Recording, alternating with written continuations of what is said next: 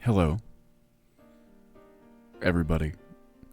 Welcome back to another week and another dev update for Ultimate Skyrim. Hello, Angular Drift. Hello, Fish Pal.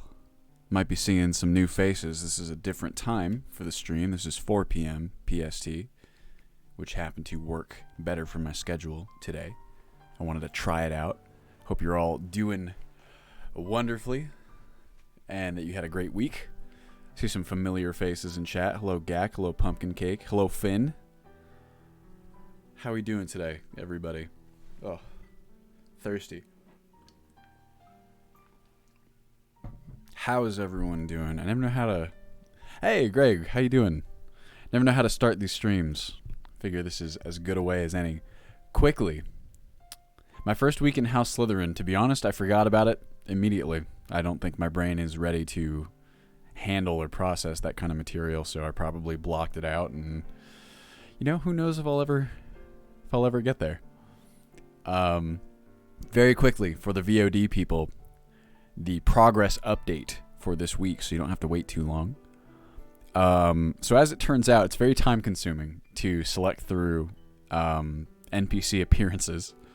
I probably, when I estimated I could do it in a week, let's just say I was wrong, but I did do okay. Here, I put together another MS Paint, beautiful MS Paint Comic Sans progress thing for you guys.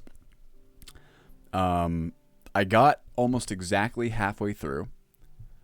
Of the 900 or so NPCs that there are, I got to about 450. I'm about to kind of cap off those probably on stream today. I'm very pleased thus far with the final result. And also, in fairness, last week I lost about a little more than half a day because Liz and I were actually able to get vaccinated, because there are a bunch of pharmacies here in Southern California that basically have a surplus of vaccines. So that's really cool, but we have to drive very far out of LA in order to do the appointments for the places that have an excess. So we did that. We're very excited about that. We're Pfizer, if anyone is curious. So I think that between the system that I've put together and the higher speed at which I'm doing it now versus when I started, and also the additional time I have this week, I think that this remaining half will be, I'm pretty confident in saying that it'll be done by the end of the week. That's definitely my goal. Also, here, let me bring in my beautiful spreadsheet here that I'm sure everybody loves so much. Whoa, there it is. So I got a bunch of tabs open. Here's all of my my stuff. I think I'm not even going to bother explaining how the system works. If you've not been in the other ones, it's not tremendously interesting.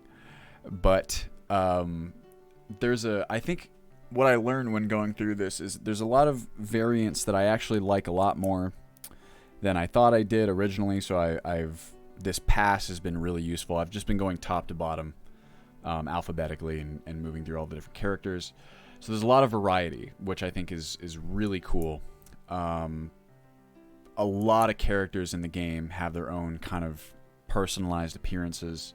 I think the time-consuming process, what I've said on Twitter over the past week, is that the time-consuming process of kind of hand-selecting these NPC appearances, I think the reason I'm even bothering, I mean, I have to kind of bother because I have to select at least one appearance, because otherwise we'll have the tinted face bug, right? And that's why I'm just, since I'm doing it, I might as well do it right. But in-game, I think that the end result has been really, really cool, because I think that in a lot of ways, the soul of the game is very closely tied to characters and to writing, right? Like, what we do a lot to try and bring systemic, unpredictable, sandbox storytelling elements to the game. But I think those are very closely intertwined and carried by the characters in the game. And to Bethesda's credit here, I think they've done a tremendous job of individualizing all the different characters that are present in the game. The trade-off is that, of course, the scale of Skyrim is a bit tinier than I think a lot of people would prefer. But the pro of that approach is that they really, you can tell, took the time to give characters in every settlement, unique personalities and positions within the world. And, they have friends, they have relationships with other characters, they have things that they like to do, and so on and so forth. All that is to say that giving those characters unique appearances, I think, really encourages connections to those characters, and I'm very pleased with the result. Hopefully, you guys will be too. My plan for this stream was basically just to continue on with this work, just hang out with y'all the way that we usually do. Should just be a nice, chill dev stream. We'll see what we can get done and see what strikes our fancy. Oh, I also have just been playing around with trees. I always like to look at the trees in the game and the nature. It's very important to me that we get the nature graphics down. And as some of you know, the mod Jedi Trees is unfortunately no longer being maintained. It was kind of the new hotness as far as tree mods went. It's very incredible work. Unfortunately, it would have been difficult to use it anyway because there's assets that the author didn't have the right to redistribute in it and all that kind of stuff. But in the meantime, I've been looking for a tree replacement, and I'm kind of down to two choices here. Basically, Matthys 3D trees. If y'all are familiar, any modders probably will be, because they're I'd say probably the highest. I think they're polarizing. Some people don't like the models, but the models in 3D trees are really, really solid, and probably a bit more realistic generally than other options out there. The other option is Merkvior, which is fun to say, and that option, I think, from an art direction perspective, is super consistent and beautiful with what Skyrim's kind of original art direction and tree design is. It's just it's more a question of if that's the design that I want to maintain. Anyway, it's all neither here nor there. You'll see it in a moment when we jump in. And if y'all are curious, I can walk you through my process here. How are you doing? Anyone in chat? How's everybody doing today? Give me a second. I gotta set all this up. I have a lot of kind of there's a very crazy system. One of the cool things I've been doing with these NPCs is I try not to get too granular with my changes, right? Like if there's a preset that I really like, but there's a couple little things about it that I'd like to change, I don't get too crazy. I don't start re-exporting, characters in the CK or anything like that. But one thing I have been doing is adjusting like characters who are have a bit too much makeup or are a bit too clean, right? Like there's a lot of character appearances from mods like Cal Lilies where the faces are really, really solid, but they're very clean, and it'll be, characters. Oh, damn. I just heard something. Hold on. Thank you for the sub. Prime sub, Roddy Rod. Much appreciated. So what I've been doing is I've been manually adding like dirt overlays to like their their faces and stuff like that, just to make them look a little weathered. Doing some math at 1 a.m. Oh my gosh. Well, good luck with that. I am not the best mathematician myself. Prime from France. Wow, it's got to be late there, Roddy Rod. Thank you for joining us. Late or early? CP walked 5 miles yesterday and realized how old I am. 5 miles is no joke, my friend. I know that feeling very well. Liz and I will go visit, places over the course of quarantine. About the only vacations we've had have been these almost like, not staycations and Airbnbs, but we've gotten like Airbnbs in places around California, and then we kind of just, go between the Airbnb and the hike. And we've done some pretty gnarly hikes, and my gosh, do I feel that idea. It's like 5 miles is no joke, especially if you're going up and down hills. So, let me walk you guys through this. What I essentially do in this new... Oh! Quick shout out to Aosana Blue Wing. If y'all know Aosana, because they recommended to me a NPC lookup mod that has been extremely helpful for this work. The mod's name is NPC Lookup. It's very good. I'll show it to you in a second. Oh yeah, San Francisco. Very hilly. Very vertical. I love San Francisco. Can't afford to live there, but I do love it. My aunt used to live in San Francisco for like 30 years. Hello, Monique. How you doing? Hey, Revale. How should I pronounce that? I'm glad that you could make it. Whereas I was on Ingun, who I believe I wanted to test Pandorables. So I have ooh, thank you for the follow, Demon Corp 666. I have this little text document. Where is it? Here it is. So normally I'll show you what my I wish I could go over to this monitor. So my setup for this, normally I have this main monitor, on the game itself, right? Or on Xedit or whatever it is I'm doing. I have this little guy that tells me who I need to, whose NPC face tint data I need to forward, and just who I have to check and things like that.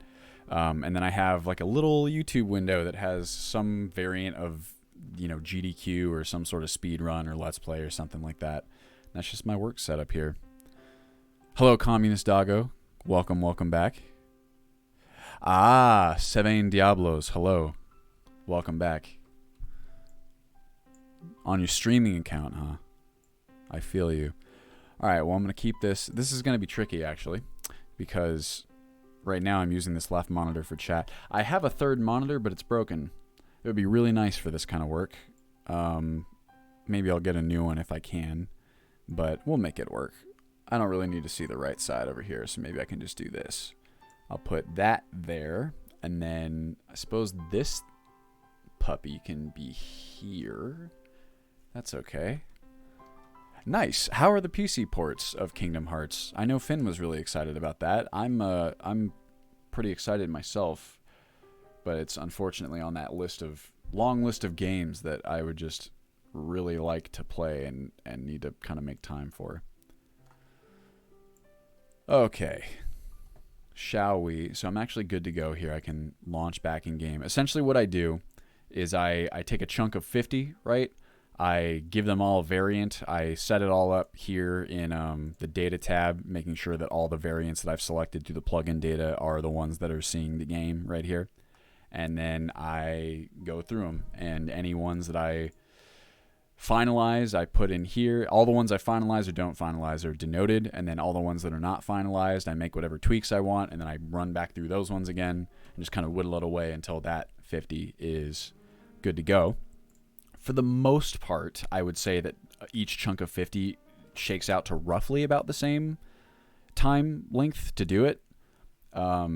Not this one, though. The one that I'm doing right now, from 400 to 450, has been extremely detailed. Most of the time you get a lot of characters whose only NPC variants, whose only appearance variants are like Waiko or NPCO. These cover most of the NPCs in the game.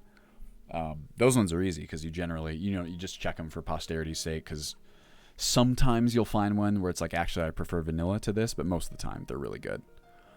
But every once in a while you'll come across a character who has just about 5 or 6 different variants, and sometimes you want to check all of them. Keyboard and mouse in Dark Souls is pretty rough, so I'm glad it's not like that. Nice. We're always looking for more streamers of Ultimate Skyrim SE. I'll try to make it as solid a platform as possible. I know streamers often like to add their own stuff on top. All right, shall we? Shall we hop in? Hello, Rear Isle. How you doing? Forgot to enable save stored broadcast. Ah, man, that's a bummer. That's what I do, is I take my stream VODs and I put them on YouTube. There's a lot new. Have you followed any of the other streams at all, Demon Corp? There's, I'd say, quite a lot. And more on the way. Lots of fun stuff planned. I'm most excited. I'm really excited for the release. I'm nervous for the release because I'm a naturally anxious person, I think. But also, releases are a big deal when you've been working on them for a long time, I think. And in my opinion, there was a lot to improve in the last major release that we did, which was, I consider it 4.0. I think there was like the iterative releases after 4.0 were fine.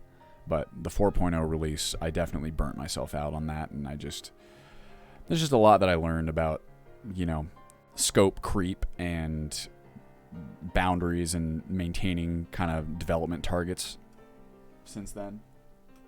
So it's exciting, too. It's exciting to kind of take what you've learned and then try and improve the next release, but I'm also like, oh, I hope it's really good.